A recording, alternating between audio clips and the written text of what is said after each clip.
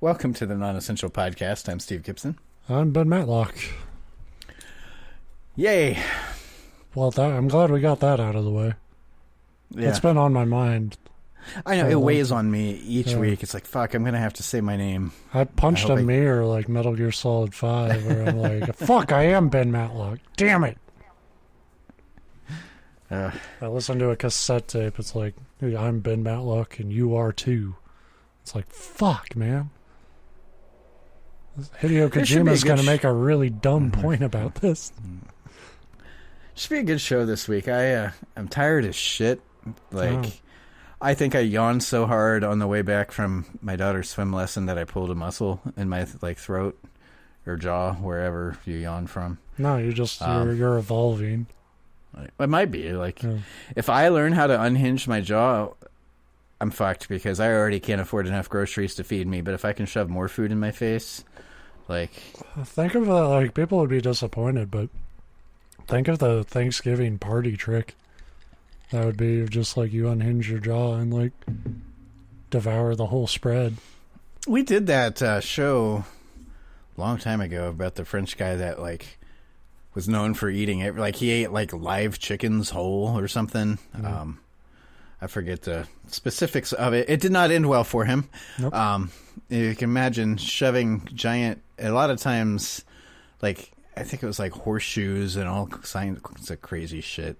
Not great for your gastrointestinal tract. I was gonna say, that has to be you have to really be taking a hardcore I don't believe in the idea of a stomach approach. Yeah, physics schmizics. We might have stumbled upon a philosophy more absurd than flat earthism. Yeah, anything that you swallow just disappear. You don't have to account for the volume or the makeup of it. It's just gone. But yeah, I guess my point there was going to be that he was famous though, and you can make some money that way until you die. And you get to eat, so you got to do what he loved. And that's all life is finding little ways to make money and eat before you die. Right. So, but I'm super fucking tired, and work has just been god awful for 2 weeks. So, well, that's good because if you hear snoring, it's not you, Ben. Don't take it personally. It's life beating me down. Well, I'm a part of that. So, yeah. I'm part of that obligation where you have to listen to my dumbass, stupid stories. If you haven't listened to our podcast before, that's all we do. We just grab some stories online and bring them to you. Yeah, we steal people's hard work and we spew it. We butcher it, so we make it our own by probably misrepresenting half of it. We half-ass the notes. I add 3 punchlines, no more than that. It's unnecessary. And then I wrap it up in a big bow, and then we come up with a T-shirt idea that if I had any follow-through, I would actually design. But that's the thing is I don't think we have any market for their shirt, but I would wear the fuck out of all of them. Yeah, they're all good. I still, long term, I would love half my wardrobe to be non-essential podcast shirts. But anyway, this week I'm going back to the classic cop-out of Japanese urban legends and spirits and stuff. I quite enjoy these because now after playing Sekiro and stuff, as you're talking, I picture them as, well, a lot of these have appeared as, bosses and creatures in those kind of games because that's, shockingly, that's where they draw the material from. But I can even picture how you would fight them as a From Software enemy. Yeah, totally. And it's funny. I say they're the original cop-out. Because, kind of our modern cop-out on this show is creepypastas. But I was thinking about it today. These are the original creepypastas. They're absurd stories that, a lot of them don't want to admit they're bullshit. And the plots are all over the fucking place. So if anybody ever feels bad that we took their creepypasta and joked about it on this show, think about how Edo Japan would feel. Yeah, we're shitting on an entire culture over here. And like thousands of years worth of it too, because a lot of these go way back. Yeah, and people believed this shit. Like creepypasta, most people would admit we're just telling stories. So I get all these as usual from yokai.com. It's a very great site. If you are super bored, just hit random and read a bunch of these fucking weird entries. But I like to grab a few and talk about it on here sometimes. And the first one we got is the Nikusui, or Nikusui. I don't know how that's really pronounced. No, that sounds like a dance from like the 60s or something. Let's go do the Nikusui. The Nikusui. Nikusui Watusi. These are vampiric yokai who take the form of young, beautiful women about 18 or 19 years old. Yeah, this is a catch you up if you haven't listened to, and if you don't know anything about Japanese culture. 99% of their monsters are beautiful women. Like, something about ancient Japan, they were fucking terrified of beautiful women. Yeah, like, it was the bait. They wait for young men traveling alone by lantern light on mountain roads, and then appear from the darkness and begin flirting. So if you're a young man without a lantern, you're fucked, scrub. Get out of here. They want nothing to do with you. I would be able to spot it as a monster as soon as an attractive woman was flirting with me. Be like, nope, it's a something's up here. Yeah. They'll also approach men in their bedrooms, where they'll use sex to seduce and weaken their prey, which seems backwards to me. Usually seduction comes before the sex part. Either way, they then suck the meat from their prey at their own leisure, as the men have pretty much gotten everything they wanted out of the arrangement. I was going to say, this sounds win-win. Yeah. I pretty much always hear that Futurama thing of, we've had snoo. Yeah, right. And that's how we think about the world. To protect against these yokai, villagers often avoided walking at night without a spare light source. To me, I just imagine a guy flipping around dual torches and some like serious misguided ninja shit.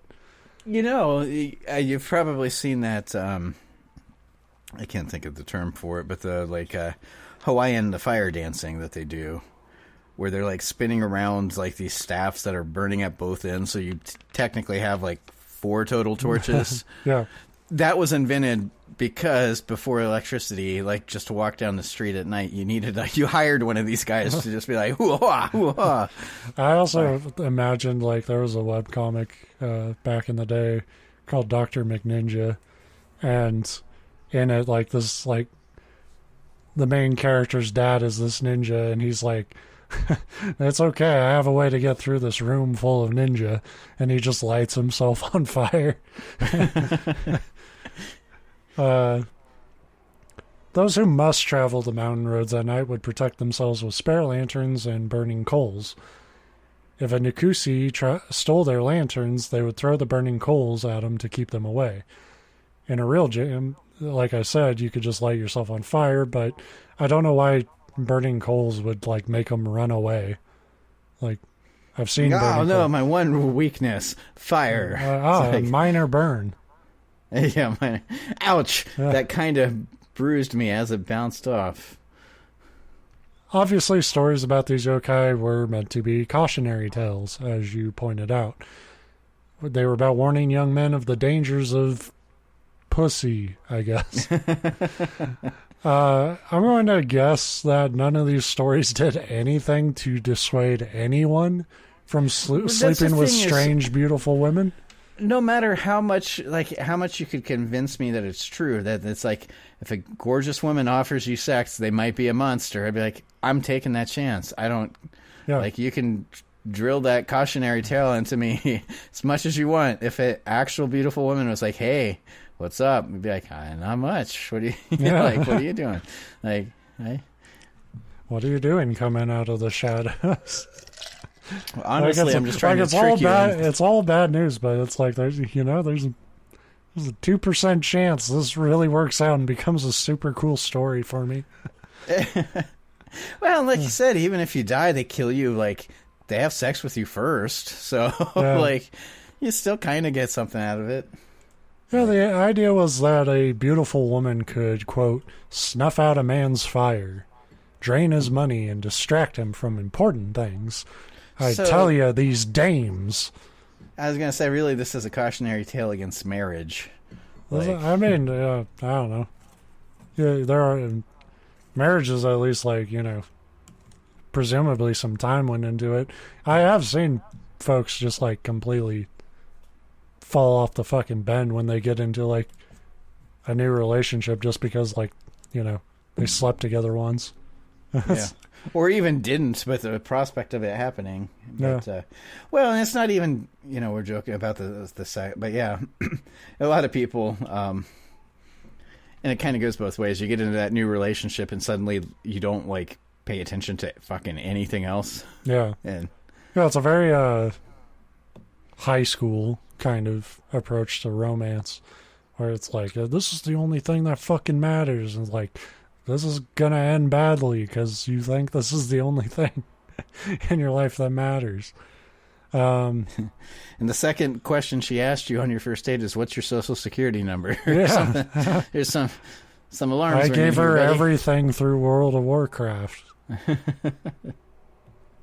So there was like also a real folk belief in ancient Japan in the sickness of jinkyo, which was the weakness caused by a loss of semen. Overindulgence in sexual activity was believed to drain a man of his virility, leaving him weak and anxious, and could even be life-threatening. Can't imagine anyone holding that belief in 2023 and naming a whole fucking month after it. Yeah. A story about this yokai once involved a hunter named Genzo, who had one of these bodacious babes approach him late at night with an eerie ho-ho. I don't know what the fuck that means. The story just says she said ho-ho. Well, it's like the hottest thing a woman can say to you in ancient Japan. Yeah, that's a fucking owl. We're joking about how, like, I don't care if it is a monster, if it's a beautiful woman, and I get set. I don't care what she looks like. If a woman walked up to me and went, ho ho, I'd be like, I've got to go. Like, Santa run. Excuse me, I forgot. I'm headed in the opposite direction as fast as I can go. Because I'm immediately just thinking this person is crazy, and I started the show explaining how tired and sick I am of dealing with stuff. The last thing I need to deal with is a woman that introduces herself with ho ho. Yeah. She asked to borrow Genzo's light, and Genzo, having no game whatsoever, instead loaded a bullet into his rifle. The bullet had a Buddha prayer inscribed upon it, and he threatened the girl. She fled, and Genzo continued on his way. It proves she's a monster, because a regular person, when having a gun pointed at them, would be... And all it says then is that, like, then a giant monster of about 20 feet tall rushed out of the darkness. He fired his holy bullet and felled the demon. When he inspected the creature's true form, he only saw a bleached white skeleton inside a loose bag of skin with no meat at all. God damn, you just described me. Yeah. But I don't think it's the same creature, because, like, she ran. Yeah, it sounds like two completely different. She run for like 2 minutes and be like, no, fuck him. Well, the creature that uses sex as a weapon is modest and didn't want him to watch her change into the monster form. I don't know. Who knows? So that is the Nikusui, or Nikusui, what you're going to find, and I don't know because I studied it, but not long enough, and then I've forgotten. But I think what we'll find is if you know Japanese, ho ho roughly translates to run, you fucking idiot. There's a giant monster coming. Like, she was just warning him, and then she took off. Yeah. Next we got the Yamajijii. That sounds like something my daughter would call one of her grandmas. You're not too far off. Yamajijii look like elderly men, about 3 to 4 feet tall, with only one leg and appear to only have one eye. However, they actually have 2 eyes. It's just one of them is so big that the other one can't be seen to or really noticed. Okay, I'm already picturing Cotton just from King of the Hill. Well, it's just what I would tell people if I had some Cyclops shit going on. It's like, I got 2. You just can't notice it because because my other one's so big. Because I got this big boy here. Their bodies are covered in fine gray hair, and they wander around in old clothes or rags, or just nothing at all to keep up the appearance of most old men. Right. With sharp, powerful teeth, their bite is said to crush bones or gum you to death. Living in the mountains far from humans, they are only usually found by those actually trying to track them. They leave deep 12-inch footprints every 6 to 7 feet as they hop along their way. So they're only found by people tracking them, but they leave the most obvious footprint. Most people see the footprints and I don't want to find that. Yeah. But some people do. Hunters would actually tame these yokai sometimes and use them to drive away wolves, which has to be really confusing for those wolves. Yeah. It's like an old fucking man with one foot tied to a leash. It was yelling at me. I mean, in fairness, that'd keep me away from stuff too. It would work. Yamajijii can also read thoughts as one is thinking them. They also have a powerful cry that can sometimes split trees and move rocks. They often enjoy shouting contests and occasionally have competed against humans in these matches. And this usually results in burst eardrums and people dying. Yeah, I mean, I have not met a human that can split a tree with a shout, so I don't know why you would engage in a shouting. Yeah, I mean, 2 fucking shots of that rice wine. You're ready to go. Everybody always says that, but I must not have ever had good authentic sake or whatever, because I like it. I like it a lot, but everybody's like, "Oh man, that shit'll get you." And I'm like, for me, it's like drinking water. It's like the least alcoholic alcohol I can think of. I don't know the percentages of it. I haven't had it in a long time. In fairness, the only stuff I've ever had has been bought from a grocery store and of various price ranges, but probably never more than $20 for a bottle. Right. So I'm sure I'm not drinking the good stuff, but you literally bought some water and rice. Yeah. Well, I mean, I soak my rice before I cook it. I guess I could try just drinking the rice water. That's some good sake. I'm smashed. Once a hunter challenged the Yamajijii to this contest, and on his turn, he fired his rifle when he shouted. This startled them all, and he won the contest. That's some weak-ass shit, though. The Yamajijii later realized he had been tricked, transformed into a spider, and attacked the hunter while he slept. Where did that power come from? Japan. That's true. We started off saying 99% of these stories are beautiful women. The other 1% are spiders. Yeah. I mean, everything became a fucking spider if it wanted to. There is an alternative version of this story, but I like this version best. There's no meat on that bone. The fucking dude cheated. The Yamajijii became a spider, killed the hunter. Well, the best part is it's already a creature that could just grind its bones. And he's like, no, fuck that. I'm going to become an even more terrifying creature. I mean, imagine you're in the ocean and you're about to get eaten by a shark and it transforms into a kraken. Yeah. Both of them are terrifying to me, but whatever. Another story describes a Yamajijii appearing before a group of woodcutters who were warming themselves by a fire in a cabin. The woodcutters saw the weird fucking freak and all thought to kill it, kind of naturally. The Yamajijii read their minds to learn their intentions, which I feel like it probably didn't need to do. Yeah. Wait, they're picking up swords and rifles and stuff. And yelled, kill it. We have to kill it. Before anything could happen, though, a log split in the fire with a loud snap, and the Yamajijii fled, convinced there was something else in the cabin that who had a mind it couldn't read. So, like, it wasn't scared of the men that were trying to kill it, but it was scared of a sudden noise. Well, it knew how the men would come out at him, but he thought, like, oh shit, there's something here I don't know about. Startled real easily, these Yamajijii. Yeah. There is also a story of a Yamajijii once giving a poor farmer some sorghum seed, and the farmer was blessed with a great harvest. The Yamajijii returned after some time and asked for some mochi to eat, which the farmer gladly obliged. But then each year the Yamajijii returned and ate more and more mochi. Finally, the farmer became afraid of losing his fortune and tricked the Yamajijii into eating a pile of burned stones, claiming it was yaki mochi. The Yamajijii then felt sick and hot, and the farmer offered him a cup of hot oil, which he tried to pass off as tea.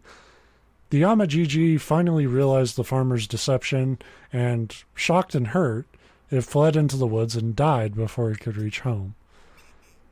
That's just sad. After that, the farmer's success quickly fell back into ruin, and he and his family were never rich again. Well, that's on him for not saving any of that money. I mean... Totally. It was, that's just a fucking tragedy. That's what that is. Yeah, all around. It's Shakespearean, really. Or just fucking ask him, like, hey, I can't feed you, like, all this shit for free. Bill over there's got a pretty nice mochi farm. That is such a jump from, well, I don't want to lose all my money to, I gotta kill this thing. And then I gotta kill this thing by making it eat rocks and oil and not just like shooting it or hitting it with an axe or whatever. Yeah. This thing was your buddy, your weird fucking old man freak buddy. And you turned your back on him. Yeah. You deserved the ruin that you reaped or whatever. Yeah, fuck your bad farm. No one wants to deal with your farm anymore. Last one I got for today is the Ashiarai yashiki. This wasn't so much a creature, but was used to describe a phenomenon that took place in Honjo, which is now the Sumida ward in present-day Tokyo. Oh yeah. I think most of us. I got a summer home there. Yeah. And the same thing happens to me. The story goes that a high-ranking samurai named Aji no Kiyonosuke was in his manor one night when he hears a loud, booming voice from the sky. "Wash my foot!" Then the ceiling ripped open and an enormous foot descended into the mansion. Which, if God tells you to do anything with his anatomy, I guess I'd be glad it's just a foot. Yeah. I'm not a foot person, though. I'm not a foot person, but I wouldn't be happy about it. But if a booming voice tells me and a foot rips through my ceiling, I guess you don't have a lot of choice. Yeah, I mean, it could be a giant ball bag bouncing or right. Watch my sack. Yeah, a giant cock thwapped Aji in the head. The filthy foot was covered in hair, and the terrified servants scrambled to gather enough supplies to clean it. The foot then ascended and disappeared. This repeated night after night, breaking the roof every fucking time, and the dude would get a free foot bath. Aji, tired of this shit, ordered his servants not to wash the foot anymore. When the foot... so he wasn't... Yeah, I love that too. He's not even doing it. It's like, servants, quit doing this thing for me. When the foot crashed through the ceiling that night and his demands were ignored, the foot thrashed around, destroying even more of the roof in the process. Aji complained to his friends about this, and one friend wanted to see what Aji described for reasons. It's a foot, you say? Yeah, you got a big foot. What did it smell like? Have you tasted it? Hey, I'll clean it. You can give your servants the night off. The two offered to swap mansions, but once he moved in, the giant foot never appeared again. There are some theories to the meaning of this story. Some think this was just a tanuki transforming and messing around with Kyunosuke. Wait, if I'm not mistaken, that's the magical raccoons with giant balls. Yeah, and they're tricksters. They like to fuck with people and prank them. Which is a pretty fucking good prank. Hell of a prank. I'm sure Johnny Knoxville wishes he could turn into a giant fucking cock and break people's ceilings. Yeah. Others suggest that Aji Kyunosuke was being punished for some misdeed. But I honestly think this was just kind of a fucked up idea somebody had. Like, sometimes that's all a story is. Like, you try to, like, ascribe a meaning to it afterwards. Sometimes people just come up with weird shit. I feel like it's one of those... To me, it feels like the situations where there's a conversation going on where somebody's talking about, like, oh, can you believe the stranger asked me to do this thing? And... there's somebody in the audio, like in part of the group that's like always has to one up. I know we all know people like that have to one up. Yeah. It's like, oh, well. You thought that was bad. Bad. Well, somebody asked me to wash their foot. And they're like, well, but, my thing was this. Like, well, but mine was a giant foot that crashed through my ceiling. It's like, okay. It's like night after night. And it just kept growing. After night. Like, yeah. I had to fuck it. Explain to me why you... I just had to. I had to. It was such a fucked up... Bro, if you were there... And I feel like we both now have immediately started picturing Tim Robbins like saying these things like... You weren't there! There. But, yeah, that's a very interesting, like, myth. Because it doesn't seem to have a clear... Like, the other ones kind of have some, like, moral to them. Well, even if the morals are just like kind of where their weird ass society was at the time, this one is literally just like something dude once fucked had a foot with come you through a ceiling. Yeah, like I thought it was going to go on back. Oh, it's a phenomenon that's supposed to happen throughout this area, but it sounds like it just happened to the one guy. Like, yeah. If there's any meaning, it's probably that Kyunosuke is a fucking liar, right? Or God is fucking hilarious and he was just fucking with this one guy and never did it again so that nobody would believe. If I was an all-powerful being, I think that's what I would do, is just do stuff and then not repeat it. So whoever you did it to would just look incredibly insane. Like, yeah. That's like that... they call it, I don't know how true or untrue it is, the voice of God weapon that apparently the U.S. had developed, where you can like focus sound waves like so like to one point specifically that they could broadcast like a voice, like a radio. Well, it's not even a radio because it's just open air. It's like a speaker, but they could like pinpoint one person in a crowd and make them hear this voice that nobody else hears, with the goal of making them think that they're hearing the voice of God or going insane or whatever. And I don't know if that technology actually exists, but it would be so much fucking fun to get my hands on something like that. Yeah, man, war people are weird. Like, how do you even come up with it? Like, hey, we made a schizophrenia button. I think the moral of that story is that the difference between people working for the Department of Defense and evil supervillains in Batman movies is nil. I mean, they're the same thing. But yeah, it's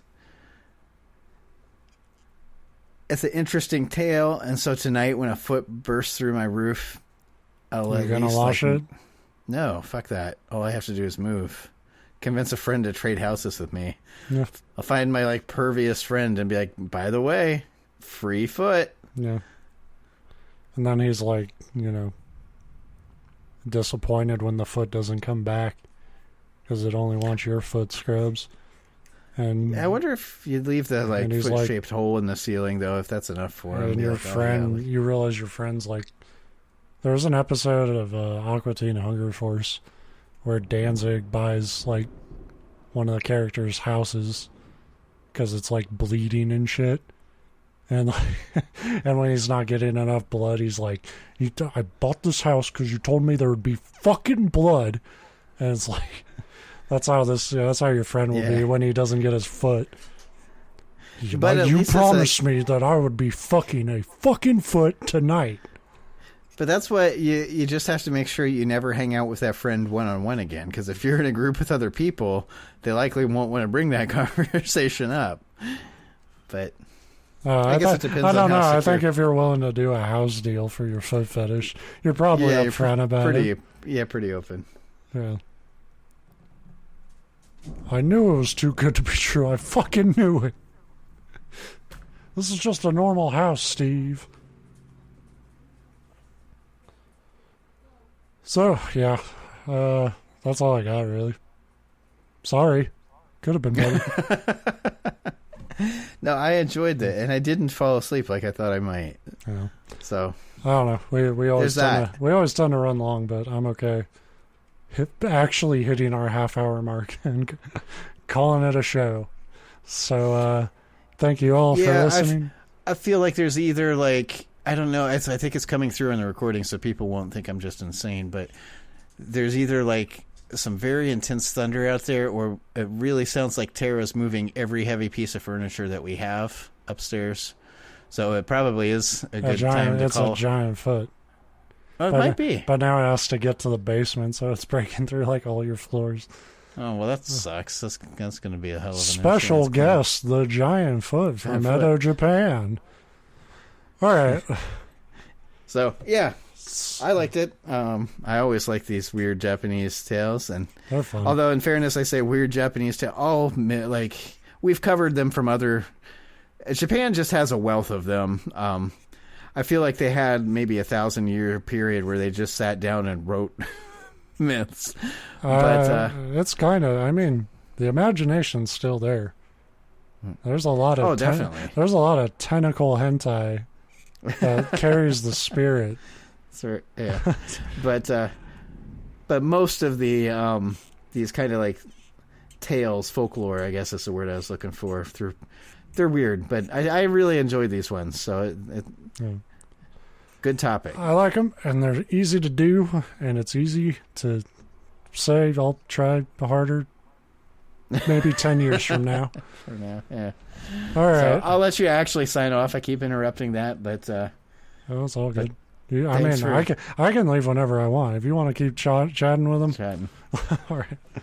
That's a tempting offer. Anyway. All right. Thanks for listening. We will be back next week, except it's my turn, so that's a fucking crushing proposition right now. So tune in. It might get interesting. Watch it all fall apart live. All right. See you next time. Later.